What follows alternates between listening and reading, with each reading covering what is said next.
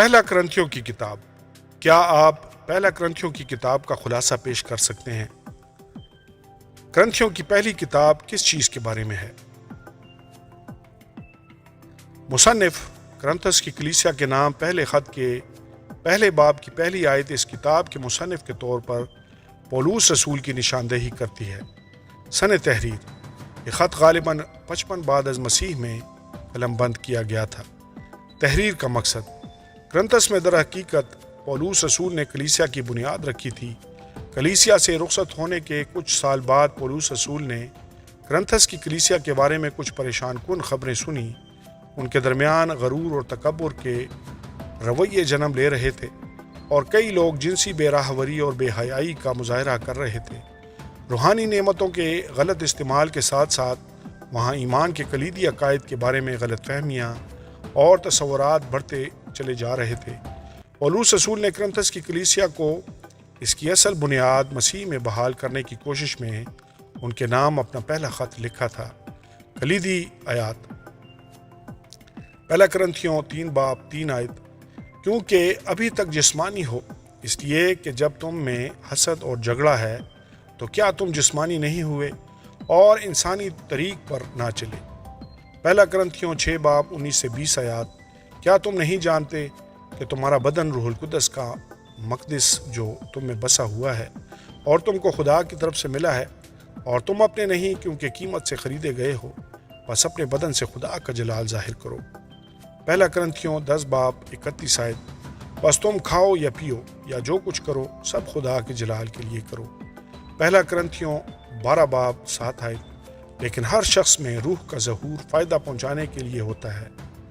پہلا کرنتھیوں 13 باب 4 سے 7 آیات: محبت صابر ہے اور مہربان، محبت حسد نہیں کرتی، محبت شیخی نہیں مارتی اور پھولتی نہیں، نازیبا کام نہیں کرتی، اپنی بہتری نہیں چاہتی، جھنجھلاتی نہیں، بدگمانی نہیں کرتی، بدکاری سے خوش نہیں ہوتی بلکہ راستی سے خوش ہوتی ہے، سب کچھ سہ لیتی ہے اور سب کچھ یقین کرتی ہے، سب باتوں کی امید رکھتی ہے، سب باتوں کی برداشت کرتی ہے۔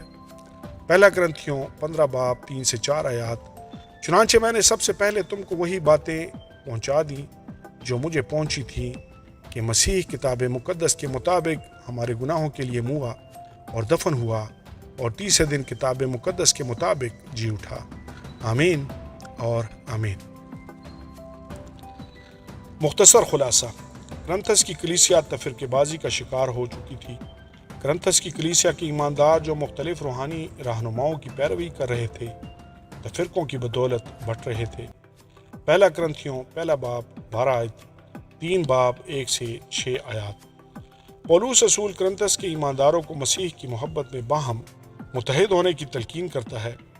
پہلا کرنتھیوں 3 باب 21 سے 23 آیات: کلیسیا میں موجود بہت سے لوگ در حقیقت ایک بدکار شخص کے غیر اخلاقی تعلق پر رضامندی کا اظہار کر رہے تھے۔ پہلا کرنتھیوں 5 باب 1 سے 2 آیات: پولوس انہیں حکم دیتا ہے کہ وہ اس بد کردار شخص کو کلیسیا سے خارج کر دیں۔ پہلا کرنتھیوں 5 باب 13 آیت: کرنتھس کی کلیسیا کے ایماندار ایک دوسرے کے خلاف مقدمہ بازی کر رہے تھے۔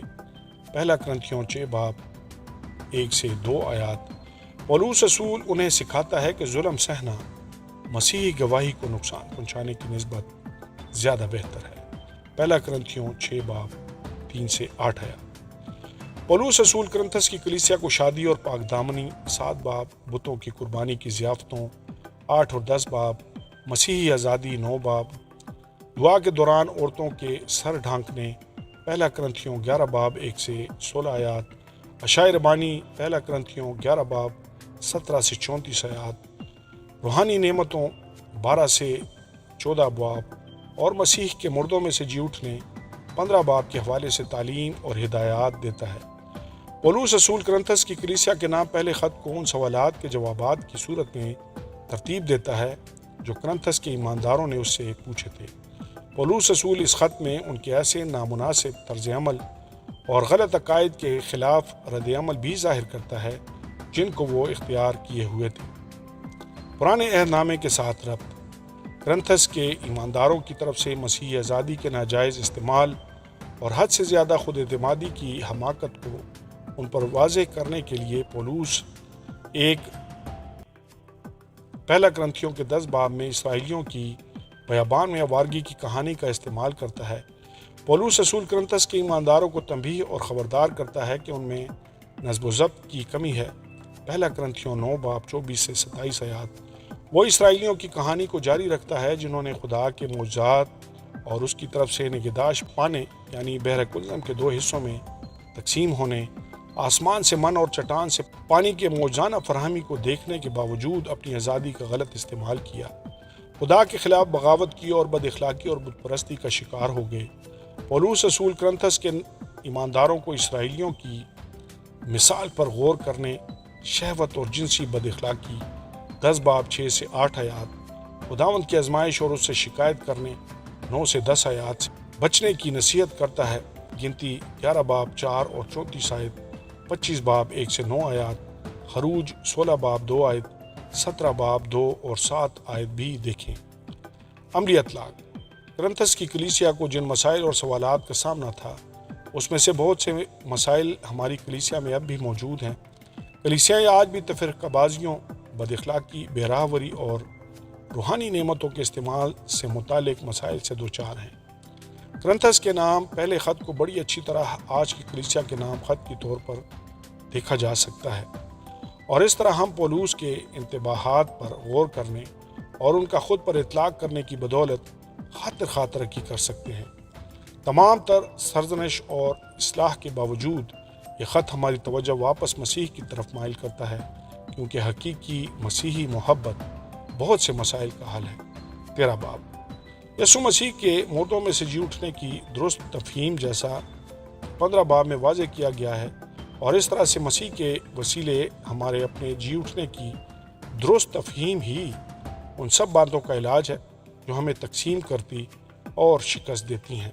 آمین اور آمین۔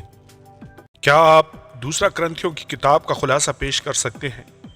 دوسرا کرنتھیوں کی تمام کتاب کس چیز کے بارے میں ہے؟ مصنف کرنتھس کی کلیسیا کے نام دوسرے خط کے پہلے باب کی پہلی آیت بیان کرتی ہے کہ اس کتاب کا مصنف پولس رسول ہے، اور اس خط کو لکھنے کے وقت اس کے ساتھ غالباً تھموتھیوس بھی تھا۔ سن تحریر یہ خط غالباً 55 سے 57 بعد از مسیح میں قلم بند کیا گیا تھا۔ تحریر کا مقصد کرنتھس میں کلیسیا کا آغاز 52 بعد از مسیح میں اس وقت ہوا تھا جب پولس رسول اپنے دوسرے مشنری سفر میں وہاں گیا تھا۔ انجیل کے وسیلے بہت سارے کام کی تکمیل کے لیے پولس رسول نے وہاں پر 1.5 سال قیام کیا۔ پولس رسول کے کرنتھس کی کلیسیا میں جانے اور وہاں پر کلیسیا کو قائم کرنے کے بارے میں اعمال 18 باب 1 سے 18 آیات میں لکھا ہوا ہے۔ کرنتھس کی کلیسیا کے نام اپنے دوسرے خط میں پولس اپنی خوشی اور اطمینان کا اظہار اس لیے کرتا ہے کہ کرنتھس کے ایمانداروں نے اس کے سخت الفاظ کو جو اس نے اپنے پہلے خط میں لکھے تھے، جو کہ اب کھو چکا ہے، مثبت انداز میں قبول کیا تھا۔ یہ خط ان معاملات کے بارے میں بات کرتا ہے جو کلیسیا میں پھوٹ کا باعث بن رہے تھے۔ بنیادی طور پر یہ ان خود ساختہ چھوٹے رسولوں کی آمد کے دوسرا کرنتھیوں 11 باب 13 آیت کے بارے میں بات کرتا ہے، جو پولس رسول کے کردار پر حملہ کر رہے تھے اور ایمانداروں میں اختلافات پیدا کر رہے تھے اور ان کو جھوٹے عقائد کی تعلیم دے رہے تھے۔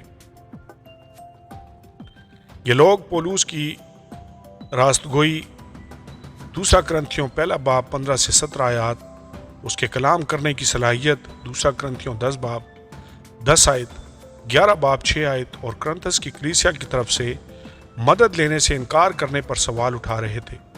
دوسرا کرنتھیوں 11 باب 7 سے 9 آیات، 12 باب 13 آیت، کرنتھس کی کلیسیا کے نام سخت الفاظ سے بھرا ایک اور خط لکھنے کی دوسری وجہ یہ بھی تھی کہ کرنتھس کے کچھ لوگوں نے اپنے بد اخلاقی رویے سے ابھی تک توبہ نہیں کی تھی۔ پولس رسول تیتس سے یہ جان کر بہت خوش ہوتا ہے کہ کرنتھس کی کلیسیا کے پیشتر لوگوں نے اس کے خلاف اپنے سرکش رویے سے توبہ کر لی تھی۔ دوسرا کرنتھیوں 2 باب 12 سے 13 آیات، 7 باب 5 سے 9 آیات۔ اپنی حقیقی محبت کے اظہار میں پولس رسول ان کی اس عمل میں حوصلہ افزائی کرتا ہے۔ دوسرا کرنتھیوں 7 باب 3 سے 16 آیات۔ پولس رسول انہیں ضرورت مند ایمانداروں کے لیے خیرات اکٹھی کرنے 8 سے 9 باب اور جھوٹے استادوں کے خلاف سخت رد عمل کا اظہار کرنے کے لیے ابھارتا ہے 10 سے 13 باب۔ آخر میں پولس رسول اپنی رسالت کی تصدیق کرتا ہے کیونکہ کلیسیا کے کچھ لوگوں نے اس کے اختیار پر اعتراض کیا تھا۔ دوسرا کرنتھیوں 13 باب 3 آیت۔ کلیدی آیات۔ دوسرا کرنتھیوں 3 باب 5 آیت۔ یہ نہیں کہ بذات خود ہم اس لائق ہیں کہ اپنی طرف سے کچھ خیال بھی کر سکیں، بلکہ ہماری لیاقت خدا کی طرف سے ہے۔ دوسرا کرنتھیوں 3 باب 18 آیت۔ مگر جب ہم سب کے بے نقاب چہروں سے خداوند کا جلال اس طرح منعکس ہوتا ہے جس طرح آئینہ میں، تو اس خداوند کے وسیلہ سے جو روح ہے، اور ہم اسی جلالی صورت میں درجہ بدرجہ بدلتے جاتے ہیں۔ دوسرا کرنتھیوں 5 باب 17 آیت۔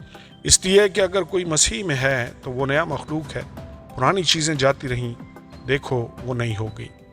دوسرا کرنتھیوں 5 باب 21 آیت۔ جو گناہ سے واقف نہ تھا اسی کو اس نے ہمارے واسطے گناہ ٹھہرایا تاکہ ہم اس میں ہو کر خدا کی راست بازی ہو جائیں۔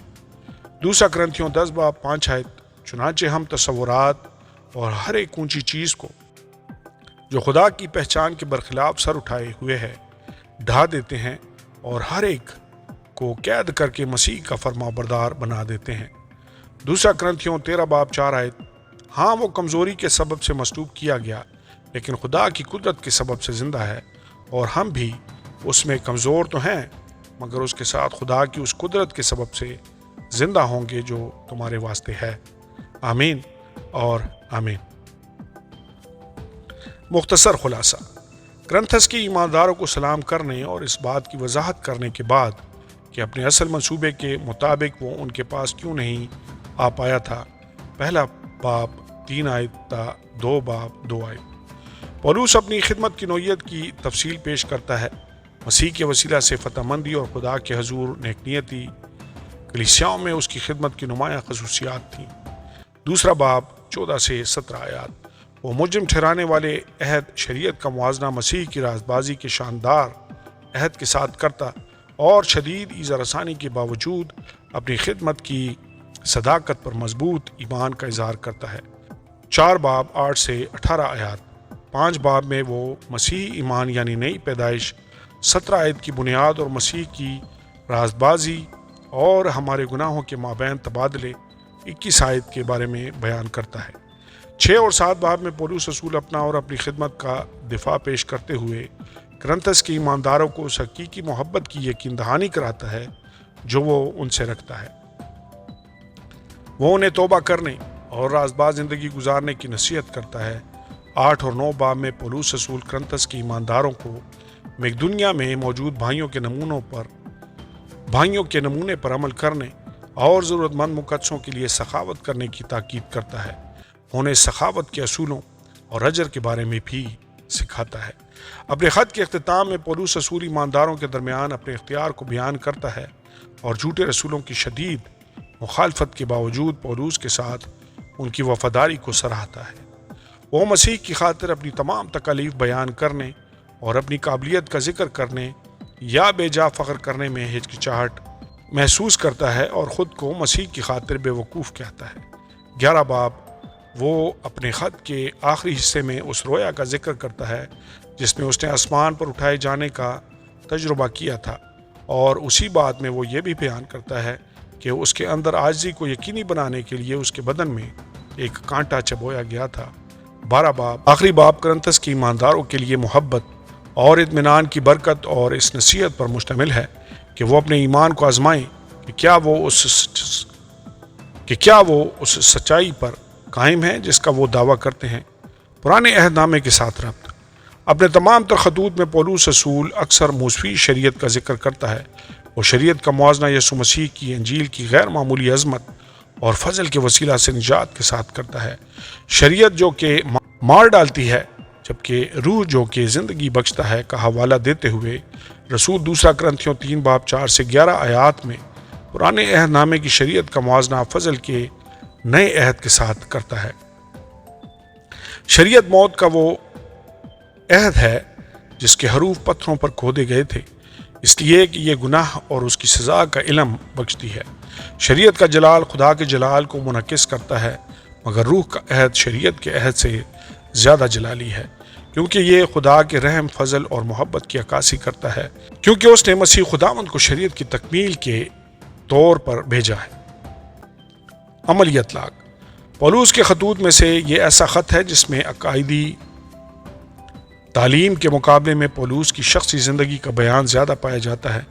دیگر خطوط کی نسبت یہ خط پولوس رسول کی شخصیت اور اس کی خدمت کے بارے میں زیادہ بتاتا ہے۔ اس خط میں چند ایک ایسی باتیں موجود ہیں جن کا اطلاق ہم اپنی موجودہ زندگیوں پر بھی کر سکتے ہیں۔ ان میں سے ایک چیز مختاری ہے۔